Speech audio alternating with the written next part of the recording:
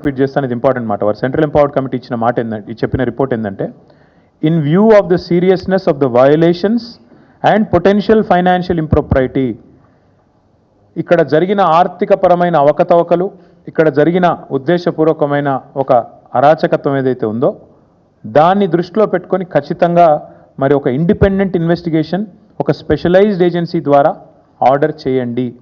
ఇది నా మాట కాదు, సెంట్రల్ ఎంపవర్డ్ కమిటీ వారు ఇచ్చిన రిపోర్ట్. అంటే ఎగ్జాక్ట్గా ఇదే మాట నేను ఇక్కడ కూర్చొని వారం రోజుల కింద చెప్పాను.